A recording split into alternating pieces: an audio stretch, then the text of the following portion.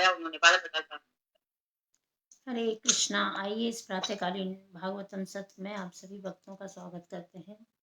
Shrimad Bhagavatam 4th canto, chapter number 12, verse number 32।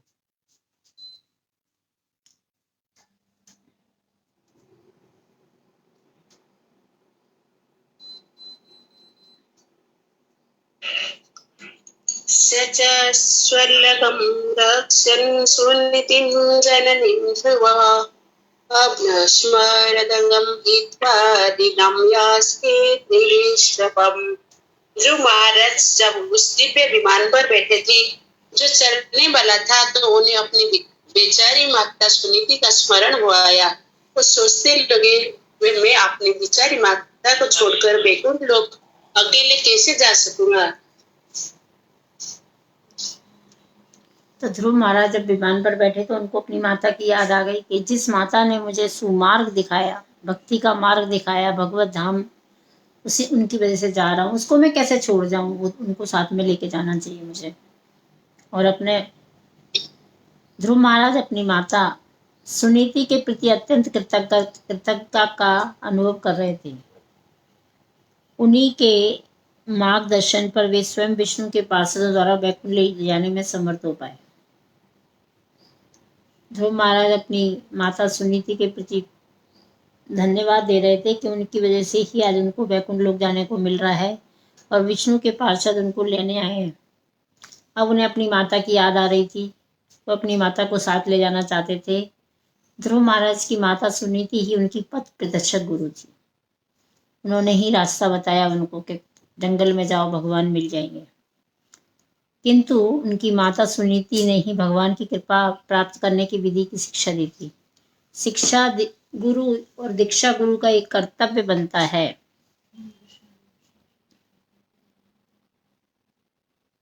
कि शिष्य को सही सही शिक्षा दे, नहीं तो हमें गुरु नहीं बनना चाहिए।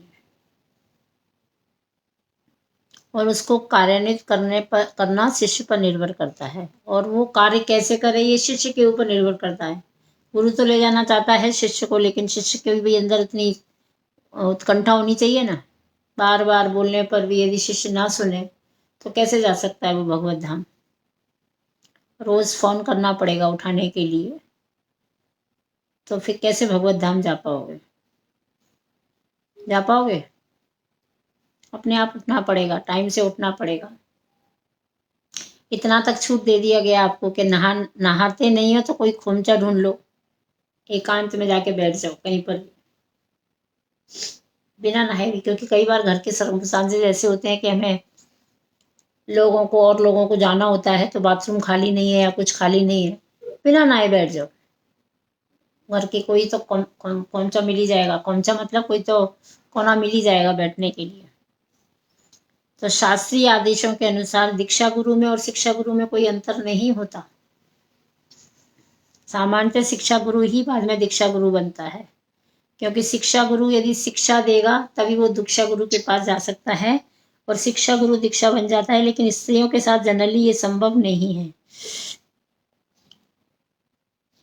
किंतु स्त्री होने के कारण, विशेष रूप से माता होने के कारण, सुनीति अपने पुत्र ध्रुव महाराज को दीक्षा गुरु नहीं हो सकती थी। तो भी सुनीति के प्रति वो कम कृतज्ञ ना थे, तो भी वो सुनीति को धन्यवाद दे रहे थे। नारद मुनि को विष्णु लोक ले जाने का प्रश्न ही नहीं उठता, किंतु ध्रुव महाराज ने अपनी माता को ले जाने के लिए सोचा। नारद मुनि तो वैसे ही नारायण नारायण करते करते विचरण करते रहते हैं, उनको वैकुंठ लोक ले जाने की आवश्यकता नहीं है। लेकिन सुनीति को वैकुंठ लोक ले जाना चाह रहे थे। वो जो कुछ भगवान की योजना होती है वह तुरंत फलवती होती है। इसी प्रकार जो भक्त परमेश्वर पर पूर्णतः आश्रित है तो भगवत कृपा से अपनी सारी इच्छाएं पूर्ण कर सकता है। जब तक हम भगवान पर पूर्णतः आकर्षित नहीं होंगे तब तक हम भगवान की कृपा प्राप्त नहीं कर सकते। पूर्णतः आश्रित का मतलब क्या है? हम लोग समर्पण, सरेंडर, अपने ऊपर अपने आप को समर्पण कर देना, पूर्णतः समर्पित, और कुछ कहीं पर दिमाग नहीं लगाना अपना। और फिर क्या करते हैं, जैसी भगवत कृपा होती है भगवान धीरे धीरे अपनी इच्छाएं पूरी कर देते हैं। भगवान किसी ना किसी के माध्यम से वो इच्छाओं को पूरा करा देते हैं। भगवान अपनी इच्छाओं की पूर्ति स्वतंत्र रूप से करते हैं, किंतु भक्त को भगवान पर निर्भर रख के अपनी इच्छाएं पूरी करनी जो भगवान है वो स्वतंत्र है अपनी इच्छाओं की पूर्ति करने के लिए, लेकिन भक्त स्वतंत्र नहीं होता। भक्त क्या करता है, भगवान पर निर्भर रहकर अपनी इच्छाएं पूरी करनी पड़ती है उसे। अतः ज्यों ही ध्रुव महाराज ने अपनी बेचारी माता के विषय में सोचा तो विष्णु के पार्षदों ने विश्वास दिलाया कि सुनीति भी दूसरे विमान में विष्णु लोक को चल रही है। जैसे ही ध्रुव महाराज ने अपनी माता सुनीति को याद किया तो जो नंद और सुनंद थे उन्होंने बोला, चिंता करो नको, देखो उधर दूसरा विमान आया है आपकी माँ को लेने के लिए।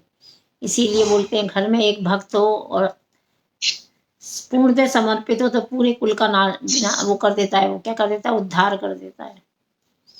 इसलिए अपने बच्चों को शिक्षा दो बाल्यकाल से ही कि वो सुंदर भक्त बने। हॉस्टल में पढ़ाकर बड़ी बड़ी डिग्री दिलाकर वैकुंठ लोग नहीं जा सकते हो। पैसा सब इधर ही रखा है, धन दौलत और माल खजाना इधर पड़ा रह जाएगा, लेकिन बेटा या पोता अच्छा भक्त बन गया तो आपका उद्धार कर देगा, 21 पीढ़ी को तर देगा वो, और वो वैकुंठ लोक ले जा सकता है आपको। तो उन्होंने विश्वास दिलाया कि तुम्हारी सुनीति माँ भी दूसरे विमान में बैठकर चल रही है विष्णु लोक को। ध्रुव महाराज ने सोचा कि वे अपनी माँ को छोड़कर अकेले ही वैकुंठ लोक जा रहे हैं, अच्छा नहीं है था, क्योंकि तब लोग आलोचना करेंगे कि वे अपनी माता को साथ नहीं ले गए, क्योंकि उनके पिता ने उनको त्याग दिया था। इसलिए पुत्र का कर्तव्य बनता है कि जब स्त्री दुविधा में होती है तो उसको अपनी माँ को संरक्षण में रखना चाहिए। जिसने उनके लिए इतना किया, किंतु ध्रुव ने तो यह विचार किया कि वे व्यक्तिगत रूप से परमेश्वर नहीं थे, अतः जब श्री कृष्ण उनकी इच्छाओं को पूरा करेंगे तभी वह संभव हो सकेगा। अब ध्रुव महाराज सोच रहे हैं कि मेरे अंदर तो लायकियत नहीं है और मैं इतना इंडिपेंडेंट भी नहीं हूँ, भगवान जब चाहेंगे तभी मेरी माँ का उद्धार होगा। कृष्ण ने तुरंत उनके मनोभाव को जान लिया, कृष्ण तुरंत उनके मनोभाव को जान गए। अतः उन्होंने ध्रुव को बता दिया कि उनकी माता भी उनके साथ चल रही है। आप इच्छा करो, भगवान पूरी करते हैं, लेकिन हमारी इच्छाएं कैसी हैं, भौतिक इच्छाएं, बाल बड़े हो जाएं, अच्छा सा चश्मा मिल जाए, कपड़े अच्छे मिल जाएं, आज शादी में जाना है बहुत अच्छी साड़ी मिल जाए, ऐसी तो हमारी इच्छाएं हैं। तो भगवान वो इच्छा भी पूरी कर रहे हैं कि नहीं कर रहे, मिल रहे हैं कि नहीं मिल रहे जो कपड़े आप पहनना चाहते हो। लेकिन इस सब से कोई फायदा होने वाला नहीं है। अतः उन्होंने ध्रुव को बता दिया कि उनकी माता भी उनके, जब ध्रुव महाराज ने सोचा कि मैं अकेला नहीं जाऊंगा, मेरी माँ को भी मेरे साथ चलना चाहिए। ध्रुव की इस बात को भगवान समझ गए, उन्होंने तुरंत उनकी माँ सुनीति को भी बुला लिया। यह घटना सिद्ध करती है कि ध्रुव महाराज जैसे भक्त की समस्त इच्छाएं पूरी होती हैं। ध्रुव महाराज जैसा हम बनेंगे तो हमारी हर इच्छा पूर्ण होगी। भगवत कृपा से वो भगवान के समान ही हो जाता है जो शुद्ध भक्त होता है। जब भी ये किसी वस्तु के लिए सोचता है तो उसकी इच्छा तुरंत पूर्ण हो जाती है, और जब भी वो व्यक्ति किसी बात के लिए सोचता है तो उसकी इच्छा ये पूर्ण हो जाती है। क्यों? क्योंकि उसके ऊपर भगवान की कृपा होती है। लेकिन हमारे अंदर भौतिक इच्छाएं होने के कारण भगवान हमारे को कृपा नहीं दे रहे, क्योंकि हमने अपनी अच्छी सोच को कहाँ लगा दिया, भौतिक चीजों में लगा रखा।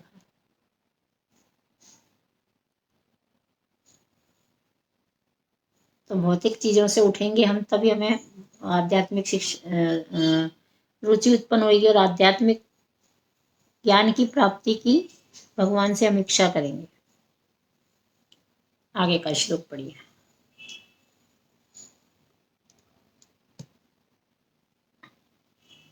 इति व्यवस्थितं तस्य व्यवसायश्चुरतमो दर्शयामः चतुर्देवीं पुरयानेन गच्छतु। वैकुंठ लोक के महान पार्षद नंद तथा सुनंद ध्रुव महाराज के मन की बात जान गए। अतः उन्होंने उन्हें दिखाया कि उनकी माता सुनीति दूसरे यान में आगे आगे जा रही। अभी जैसे ही भगवान के जो पार्षद आए थे उनको पता लगा कि ध्रुव महाराज के मन में क्या चल रहा है, तो उन्होंने दूसरा विमान बता दिया, देखो तुम्हारी माँ भी बैकुंठ चल रही है और तुमसे आगे आगे चल रही है। यह घटना सिद्ध करती है कि जिस शिक्षा या दीक्षा गुरु के ध्रुव महाराज जैसा शिष्य हो, जो इतनी दृढ़ता से भक्ति करे, तो उसे शिष्य अपने साथ ले जाता है।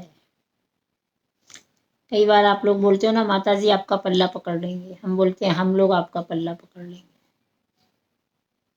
क्योंकि कई बार गुरु नहीं जा पाता, शिष्य चला जाता है। तो यहाँ यही हुआ कि माता तो नहीं जा पाती, लेकिन ध्रुव महाराज शुद्ध भक्त थे, इसलिए अपनी माता को अपने साथ ले जा रहे हैं।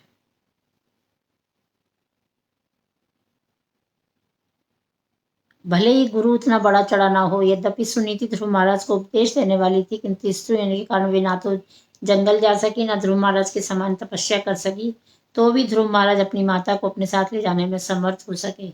इस प्रकार प्रहलाद महाराज ने भी नास्तिक पिता हिरण्यकश्यप का उद्धार किया। इससे निष्कर्ष निकलता है कि यदि शिष्य अथवा संतान अत्यधिक प्रबल भक्त हो, तो वे अपने माता पिता अथवा शिक्षा या दीक्षा गुरु को अपने साथ वैकुंठ ले जा सकता है।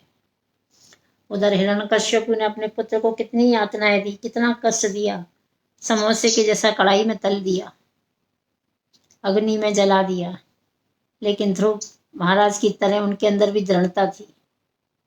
वो समोसे के जैसे तले गए, लेकिन भगवान की कृपा से तले नहीं गए, वो तो आहा करके बाहर निकले। पानी में फेंक दिए गए, लेकिन आहा करके तैर के आ गए। ये सब किसकी वजह से हो रहा था? शुद्ध भक्ति की वजह से हो रहा था, उनकी लगन की वजह से हो रहा था, उनकी एकाग्रता की वजह से हो रहा था। तो यहाँ पे हमें पुनः शिक्षा मिलती है कि यदि भक्त हो तो वे अपने माता पिता अथवा शिक्षा गुरु है। इसीलिए हमारे जो दीक्षा गुरु हैं, कुछ भक्तों पर उनको नाज होता है, उनको पता है कि ये भक्त कैसे भी करके मेरा उद्धार करेगा, चाहे वो प्रचार का कार्य हो, चाहे वो बुक डिस्ट्रीब्यूशन का कार्य हो। शिष्य को देखकर पता लग जाता है गुरु को कि कौन मेरी सहायता कर सकता है।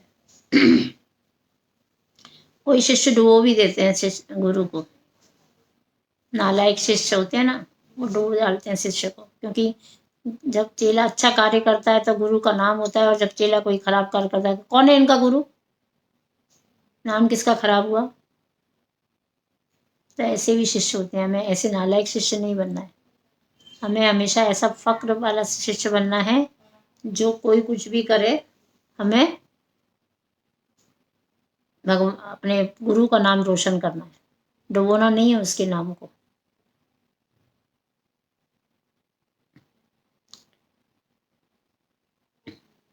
अभी देखो यहाँ पर दो चीजें हैं। ध्रुव महाराज के भी गुरु कौन थे? कौन थे गुरु महाराज? ध्रुव महाराज के नारद मुनि, और प्रहलाद महाराज के भी गुरु कौन थे? दोनों ने अपने गुरु का नाम रोशन कर दिया। निष्कर्ष निकलता है कि यदि शिष्य अथवा संतान अत्यधिक प्रबल भक्त हो, तो वे अपने माता पिता, शिक्षा गुरु या दीक्षा गुरु को अपने साथ वैकुंठ ले जा सकता है। तो ऐसी संतानें करो, ऐसी शिक्षा दो अपने बच्चों को। शील भक्ति सिद्धांत सरस्वती ठाकुर कहा करते थे, यदि मैं एक जीव को भी भगवान के धाम पहुंचा सका, तो मैं समझूंगा कि मेरा उद्देश्य कृष्ण भावनामृत का प्रसार प्रसल्भ हुआ। यहाँ तो हमारा ही ठिकाना नहीं है, तो हम एक जीव को क्या लगाएंगे सेवा में। हम अच्छे भक्त बन जाएं, अपने को ही लगा दें तो भी भगवान प्रसन्न हो जाएंगे। वहां पर क्या बोल रहे हैं? भक्ति सिद्धांत सरस्वती ठाकुर। कौन है भक्ति सिद्धांत सरस्वती ठाकुर? प्रभुपाद जी के गुरु। वो बोल रहे हैं कि यदि मैंने एक जीव को भी भगवान की सेवा में लगा दिया, तो मेरा जीवन सार्थक हो गया। तो अपन अपने आप को ही लगा दे भगवान की सेवा में, तो अपना भी जीवन सार्थक हो जाएगा। दूसरों को तो लगा पा रहे हैं कि नहीं लगा पा रहे पता नहीं। अब आप बोलोगे उम्र हो गई, बच्चे बड़े हो गए, नालायक है माता जी, सुनते नहीं है। अपने आप को तो सुना सकते हो, अपने आप को तो दृढ़ता ला सकते हो, अपने अंदर तो निष्ठा ला सकते हो।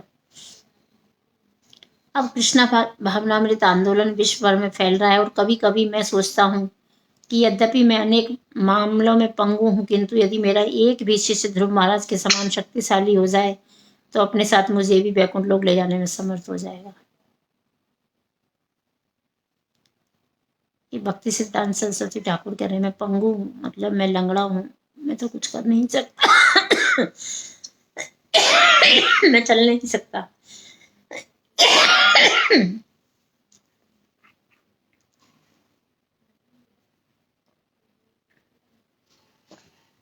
लेकिन मेरा एक शिष्य भी ध्रुव महाराज के समान शक्तिशाली हो जाए तो वो मुझे कहाँ बैकुंठ ले जाने में समर्थ हो जाएगा। नेक्स्ट। तत्र तत्र प्रशंसधि पतिपेमालिकेश्वरे अवकीर्यमणोदृश कुसुमे क्रमशः। आकाश मार्ग से जाते हुए ध्रुव महाराज ने क्रमश सौरमंडल के सभी ग्रहों को देखा और रास्ते में समस्त देवताओं को उनके विमानों में से अपने ऊपर फूलों की वर्षा करते देखा। अभी जब वो आकाश मार्ग से जा रहे थे बैकुंठ लोक की ओर तो उन्होंने देखा सौरमंडल और सभी ग्रहों को देखा और समस्त देवता विमानों से क्या कर रहे थे, विमानों से विमान के ऊपर फूल बरसा रहे थे।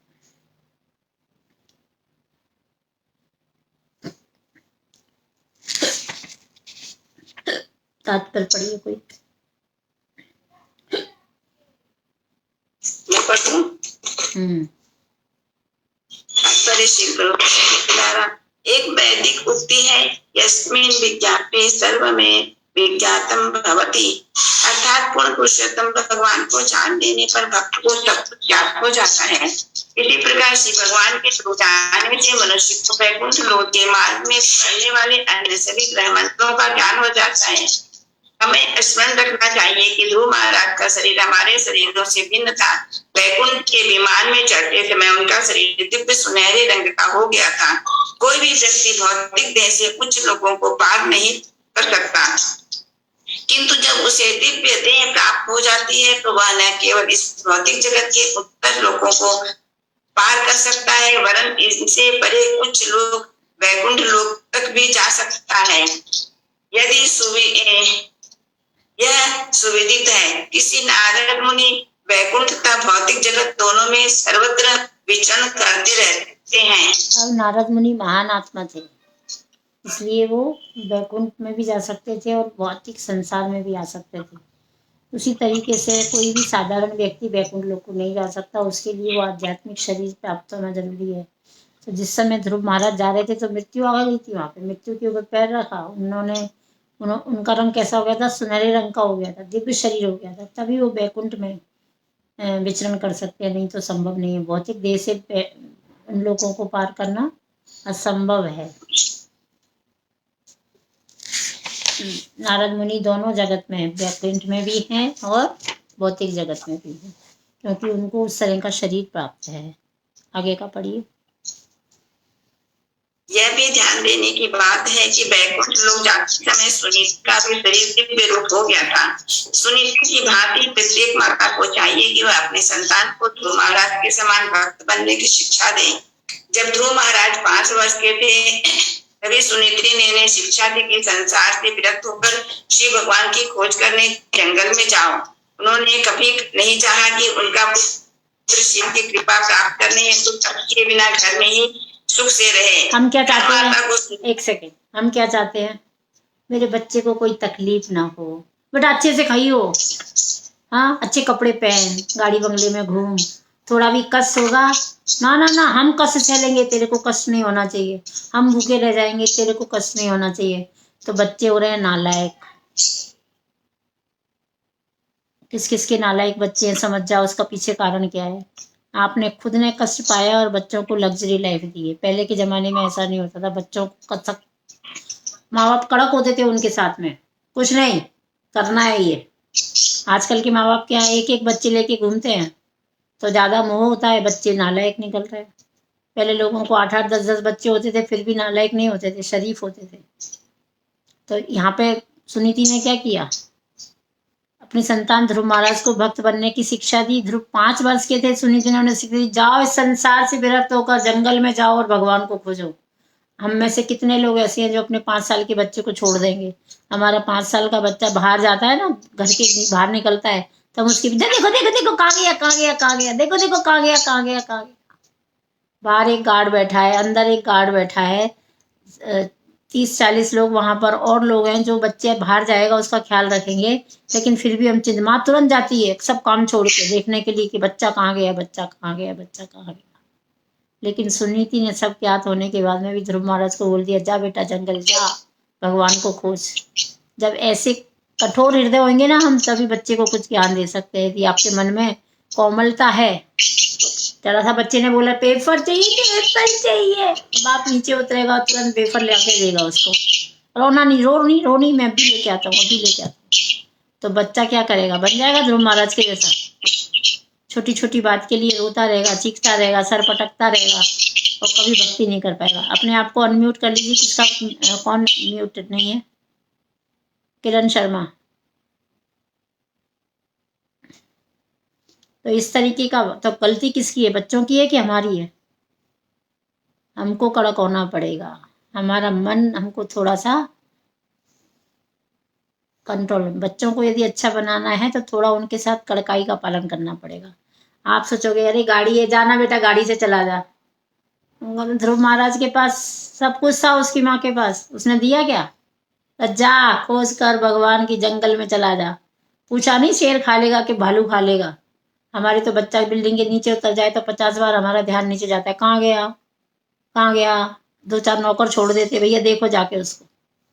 एक नौकर को दिया था वो नहीं दिखाई दे रहा, दूसरे नौकर को भेज देते, जाओ जाओ देखो देखो कहाँ गया कहाँ गया। सुनीति ने नहीं भेजा किसी को, जाके देखो मेरा बच्चा गया है जंगल में। तो गलती किसकी है? तो उनका पुत्र भगवान की कृपा प्राप्त करने के लिए तप किए बिना ही, तप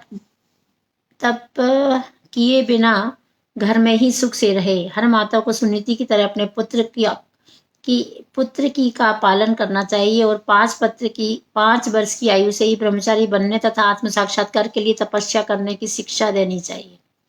बोलते हैं अभी तो मेरा बच्चा केवल 5 साल का है। अरे हम कुछ कर ही नहीं सकते माता जी, हमारा बच्चा अभी केवल 5 साल का है, थोड़ा बड़ा हो जाने, थोड़ा बड़ा हो जाने। मानसी 1 साल 1 महीने की थी, मंदिर में लेके गए थे हम उसको। तो लोग बोलते थे इतनी छोटी बच्ची है, वो हमारे साथ रहती थी 24 घंटा। क्यों? उसको आदत वैसी डाल दो, घर पे आदत डाल दोगे तो घर पे रहेगी आदत। और सब यात्रा की हमने और सब सेवा की। तो बच्चे से तपस्या कराई तो फल अच्छा मिला कि नहीं मिला? तपस्या ही नहीं कराएंगे अपन, नहीं नहीं नहीं बच्चा छोटा है, कैसे घर से बाहर निकलूं, उसको एसी की आदत है, वो एसी के बिना रह ही नहीं सकता, उसको हर 2 घंटे में कुछ खाने को चाहिए। बाहर जाओगे तो तपस्या तो करनी पड़ेगी, करवानी भी पड़ेगी। तो ऐसी शिक्षा देनी चाहिए, तभी बच्चे भक्त बन सकते हैं। इससे है लाभ होगा कि यदि पुत्र ध्रुव के समान भक्त हुआ तो न केवल वह भगवान के धाम जाएगा, वरन उसकी माता के भी उसके साथ वैकुंठ लोक जा सकेगी, भले ही वे भक्ति के लिए तपस्या करने में असमर्थ रही। माँ के अंदर लायकियत हो या ना हो, बच्चे को यदि अच्छे संस्कार दिए हैं तो बच्चा अपनी माँ को कहाँ ले जाएगा? वैकुंठ लोक ले जाएगा। तो अपना दिल मजबूत करो। जैसे ही बच्चा कोई गलती करता है देने का एक घुमा के ठठाक, एक बार पड़ेगा तो दूसरी बार बच्चा करेगा नहीं वो कार्य। कितने लोगों के जिगर मजबूत है ऐसे।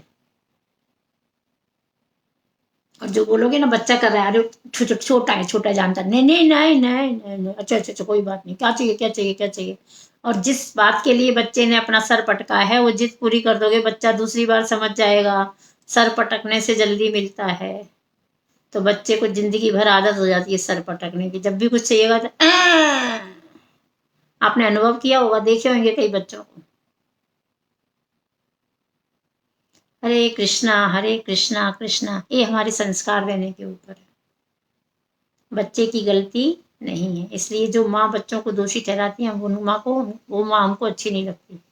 हमको उन माँ पे तरस आता है कि उनको ज्ञान नहीं था इसलिए वो अपने बच्चों को ज्ञान नहीं दे पाई और बच्चों को दोषी ठहरा रही है। एक नालायक निकल सकता है, एक तो अच्छा निकलेगा।